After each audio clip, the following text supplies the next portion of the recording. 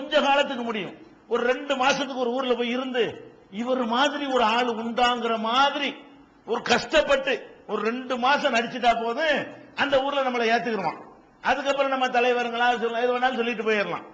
ஆனா எங்க பிறந்தோமோ எங்க வாழ்ந்தோமோ அங்க போய் நான் அல்லாஹ்வுடைய தூதரு என்று சொல்லி அதுக்கு எதை ஆதாரமா அல்லாஹ் வைக்க சொல்றான்னு கேட்டா, நபிகள் நாயகம் ஸல்லல்லாஹு அலைஹி வஸல்லம் அவர்களை பார்த்து அல்லாஹ் சொல்றான், நபியே நீங்க சொல்லுங்க என்ன சொல்லுங்க, ஃபகத் லபிஸ்து ஃபீக்கும் உம்ரம் மின் கப்லிஹி, இதுக்கு முன்னால் பல வருடங்கள் நான் உங்களோடு வாழ்ந்திருக்கிறேனே, அஃபலா தாக்கிலூன், இதை சிந்திக்க மாட்டீர்களா? அதாவது எப்படி அவர் தன்னுடைய தூதுத்துவத்தை நிரூபிக்க சொல்றான்னு கேட்டா, எப்ப 20 வயசுல இருந்து 40 வயசு வரைக்கும் உங்களோட தானே வாழ்ந்தேன், முந்தின 20 விட்டுருங்க, சின்ன பிள்ளை அதை கணக்குல எடுத்துக்கிற மாட்டாங்கன்னு வைங்க.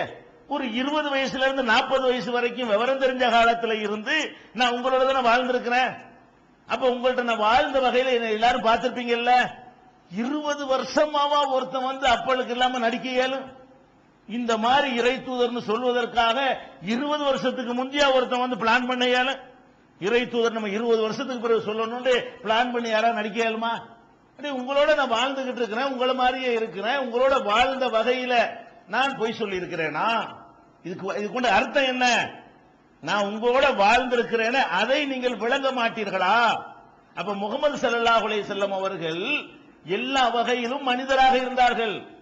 நம்மள மாதிரியே சாப்பிட்டார்கள், நம்மள மாதிரியே குடித்தார்கள், நம்மள மாதிரியே தூங்கினார்கள், நம்மள மாதிரியே இயற்கை உபாதைகளுக்கு ஆளானார்கள், கவலைப்பட்டார்கள், கஷ்டப்பட்டார்கள், நோய்வாய்ப்பட்டார்கள், மனைவி மக்களோடு வாழ்ந்தார்கள், புள்ள குட்டிகளை பெற்றார்கள். இதெல்லாம் எந்த வகையிலும் இது தனித்தன்மை அவர்கள் பார்க்கல. அப்படி நம்மள மாதிரி தான் இவர் எல்லா வகையிலும் இருக்கிறாரு என்று நினைக்கப்படுற ஒரு ஆள் போய்கிட்டு நான் அல்லாஹ்வுடைய தூதருங்கிறாரு. அதுக்கு எதை சான்றா காட்டுறாருன்னு சொன்னா, என் வாழ்க்கை தான் சான்று. நான் அல்லாஹ்வுடைய தூதர் என்பதற்கு என்ன சான்றுன்னு கேட்டா, நீ செஞ்ச 20 வயசுல நீ செஞ்சதை நான் செஞ்சனா, நீ 25 வயசுல செஞ்சதை நான் செஞ்சனா, நீ 30 வயசுல என்னென்ன பண்ணி அதை நான் செஞ்சனா, நீ 35 வயசுல என்னென்ன பண்ணி அதை நான் செஞ்சேன். அப்படித்தானே இப்ப செய்வான் எல்லாரும். நீ என்ன செஞ்சீங்க, நீங்க அத்தனை பேர் என்ன செஞ்சீங்களோ அது மாதிரி நான் செஞ்சனா அப்படின்னு சொல்லி முகமது ஸல்லல்லாஹு அலைஹி வஸல்லம் அவர்கள் நான் அல்லாஹ்ட்ட இருந்து தான் வந்திருக்கிறேன், நான் அல்லாஹ்வுடைய செய்தியை தான் சொல்றேன் என்பதற்கு ஆதாரம் என்னுடைய வாழ்க்கை. தன் வாழ்க்கையவே முன்னாடி கொண்டே வைத்து நிரூபிக்கிறார். எப்படி தனித்து விலகுன்னு பாக்குறீங்களா? நான் தான்ப்பா நான் தூதர் என்பதற்கு நான் தான் ஆதாரம். நான் இறை தூதர் என்பதற்கு வேற யாரும் சாட்சி சொல்ல வேண்டாம். நான் இறை தூதர் என்பதற்கு என் கடந்த கால வாழ்க்கை ஆதாரம். எந்த அளவுக்கு ஆதாரம்? நபிகள் நாயகம் ஸல்லல்லாஹு அலைஹி வஸல்லம் அவர்கள் அல்லாஹ்வுடைய தூதர் என்று அல்லாஹ்வால் நியமனம் செய்யப்பட்ட பிறகு முதல் உத்தரவு வருகிறது, நீ ஓதுவீராக. இக்ரான்னு வருது. நீ ஓதுவீராக என்ன அர்த்தம்? நீ விளங்கிக்க, அல்லாஹ் ஒருத்தன் இருக்கிறான் என்பதை ஃபர்ஸ்ட் நீ விளங்கிக்க அப்படின்னு உத்தரவு வருது. மக்களுக்கு சொல்ல சொல்லி உத்தரவு வரல, முதல்ல நீ விளங்கணும், அதான் ஃபர்ஸ்ட் ஆர்டர். அதுக்கப்புறம் என்ன உத்தரவு வருது? வஅன்திர் அஷீரத்தக்கல் அக்ரபீன், உன்னுடைய நெருங்கிய சொந்தக்காரங்களுக்கு எச்சரிக்கை பண்ணு. முதல் உத்தரவு நீ ஒழுங்கா தெரிஞ்சுக்க. இரண்டாவது உத்தரவு ஊர் உலகத்துக்கு சொல்றது முந்தி உன் சொந்தத்துக்கு சொல்லு, உன் குடும்பத்தாருக்கு சொல்லு அப்படின்னு ஃபர்ஸ்ட் குடும்பத்தாருக்கு இந்த ஏகத்துவ கொள்கையை, ஒரு கடவுள் கொள்கையை எடுத்து சொல்லி என்று அல்லாஹ் உத்தரவு போடுறான். உத்தரவு போட்ட உடனே நபிகள் நாயகம் ஸல்லல்லாஹு அலைஹி வஸல்லம் அவர்கள் எல்லாரையும் ஒன்னா திரட்டுறாங்க. எந்த எல்லாரையும்? சொந்த பந்தங்களை, அவங்களுடைய குடும்பத்தாரை எல்லாம் ஒன்னா திரட்டுறாங்க. தகப்பனோட பிறந்தவர்கள், தாயோடு பிறந்தவர்கள், தகப்பனோட பிறந்தவருடைய பிள்ளைகள், தாயோடு பிறந்தவருடைய பிள்ளைகள், தன்னுடைய பிள்ளைகளையும் தன்னுடைய மகள்கள் கூட என்ன செய்யறாங்க, அந்த சபைக்கு அழைக்கப்படுறாங்க. பாத்திமா ரலியல்லாஹு அன்ஹா உள்பட எல்லாரும் அங்க ஆஜராகி விடுகிறார்கள். எல்லாரையும் அழைத்து வைத்துக் கொண்டு நபிகள் நாயகம் ஸல்லல்லாஹு அலைஹி வஸல்லம் அவர்கள் நான் இறை தூதராயிருக்கிறேன், இறைவனிடமிருந்து எனக்கு செய்தி வருகிறது அப்படின்ற ஒரு மெசேஜை சொல்வதற்கு முன்னாடி அந்த மக்கள்கிட்ட ஒரு நற்சான்று வாங்குறாங்க. இந்த செய்தியை சொல்ல முந்தி ஒரு நற்சான்று, என்ன சான்று கேட்கிறாங்க? நீங்கள் இந்த சஃபாங்கிற குன்றுக்கு அருகே இருக்கிறீர்கள். சஃபாங்கிறது மக்காவில் உள்ள ஒரு சின்ன மலை குன்று. அந்த மலைக்கு பின்புறமாக ஒரு பெரிய கூட்டம், எதிரிகளுடைய கூட்டம் உங்களை தாக்குவதற்காக படையெடுத்து வருகிறது என்று நான் உங்களிடத்திலே சொல்கிறேன் என்று வைத்துக் கொள்ளுங்கள்.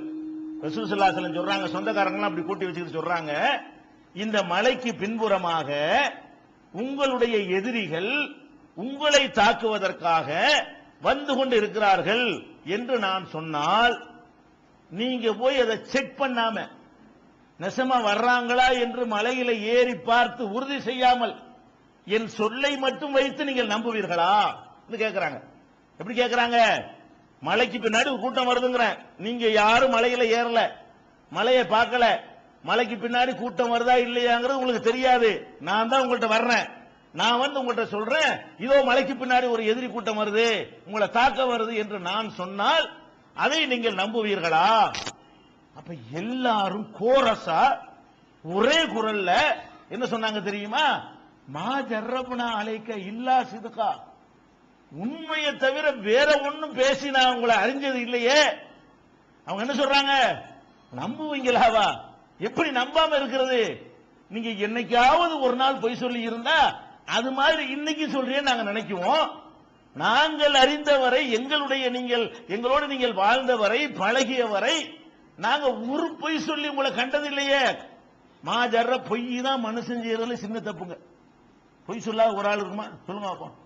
எல்லாரும் பொய் சொல்றோம். அடுத்தவனை பாதிக்கிற அளவுக்கு சொல்லாதவர்கள் கூட விளையாட்டு போக்கில் பொய் சொல்லக்கூடியவர்கள் நிறைய இருக்கத்தான் செய்கிறோம். ஒரு பொய்யும் சொல்லாம ஒரு மனுஷனால வாழ இயலுமா? எவனாலே முடியாது. அதாவது ஒரு நாளைக்கு பொய் சொல்லாம இருக்கலாம், நமக்கு ஒரு நாளைக்கு கூட முடியாது. பரிச்சு வச்சு பாருங்க, நாளைக்கு பூரா எந்த பொய் சொல்வது இல்ல, அதுல தேர்வோமான தேர முடியாது. ஆனால் ஒரு மனிதர் 40 வருஷ காலம், 40 வருஷத்துல 15 20 வருஷம் கழிச்சுட்டா கூட 20 வருஷ காலம் ஒரு பொய் சொல்லி நாங்க பார்க்கலையே என்று அந்த சமுதாயம் நற்சான்று வழங்குகிறது என்று சொன்னால், நபிகள் நாயகம் ஸல்லல்லாஹு அலைஹி வஸல்லம் அவர்கள் அல்லாஹ்வுடைய தூதர் என்பதை எப்படி நிரூபிக்கிறாங்க? அல்லாஹ் எப்படி நிரூபிக்கிறான்? அவருடைய தனித்தன்மையை காட்டி அவருடைய தூய்மையை அல்லாஹ் என்ன செய்யறான்? பிரகடனப்படுத்த செய்கிறான். அப்ப இந்த இஸ்லாம் மார்க்கத்தினுடைய இது ஒரு தனி சிறப்பு. யார் இந்த மார்க்கத்தை நமக்கு கொண்டு வந்தாரோ அவர் அப்படி அப்பளுக்கு இல்லாத ஆட்களா காட்டுறதுங்கிற சாதாரண ஒரு விஷயமா? சாதாரண ஒரு பெருமை நினைக்கிறீங்களா? அப்ப இறை தூதர் ஆகுறதுக்கு முன்னாடி, அதுவும் அதான் இறை தூதருக்கு முன்னாடி தப்பு தண்டா இருந்தா கூட அதுக்கு ஏதாவது சால்சாப்பு சொன்னா மக்கள் ஏத்துக்குருவாங்க. அது முந்தி உள்ளது தானே, இப்ப நான் செஞ்சேனா அப்படின்னு கேட்கலாம். இறை தூதர் ஆகுறதுக்கு பிந்தி நம்ம வாழ்க்கையை சரி பண்ணி கொண்டால், இறை தூதர் ஆகுறதுக்கு முந்தி என்னத்தையாவது பண்ணி இருந்தா கூட மக்கள் அது தப்பா எடுத்துக்கொள்ள மாட்டார்கள். இப்ப நம்ம தௌஹீத சொல்றோம், தௌஹீத சொல்றதுக்கு முந்தி நம்ம எப்படி இருந்தோம்னு எடுத்தா தேர்வோமா? தேர மாட்டோம். 4 பேர் சுத்தி கேட்போம், உங்களுக்கு தெரியாதா? நீங்களும் தானே மௌலுக்கு ஓதுனிய, நீங்களும் தானே சிறுக்கு வச்சுன்னு என்னை கேட்டா நாம என்ன பதில் சொல்லுவோம்? இல்லைன்னா சொல்லுவோம். ஆமாப்பா, அது அறியாம காலத்துல செஞ்சது, தௌஹீதுக்கு வந்துட்டு நான் செஞ்சேனா? அப்படிதான் நம்ம எல்லாரும் கேட்கிறோம். எல்லாரும் எப்படி கேட்போம்? தௌஹீத் விளங்காத காலத்துல செஞ்சது ஏன்பா பேசிட்டு இருக்கிறீங்க? விளங்கின பிறகு நான் செஞ்சேனா? இப்படித்தான் நம்மள யாரா இருந்தாலும் சொல்ல இயலுது. செய்யவே இல்லைன்னு சொல்ல இயலுமா? ஒரு ஆளுக்கு சொல்ல முடியுமா? இந்த மனிதரை வைத்தால என்ன சொல்றான்னு கேட்டா எப்படி சொல்றான்? மஹா ஜர்ரப்னா அலைக்க இல்லா சிதுகா, உங்களிடத்திலே உண்மையை தவிர வேற உன்னையும் நாங்க பார்த்தது இல்லையே. அதனாலதான் பட்டமே கொடுத்தான், சாதிக்குன்னு பட்டம் கொடுத்தான். யாரு?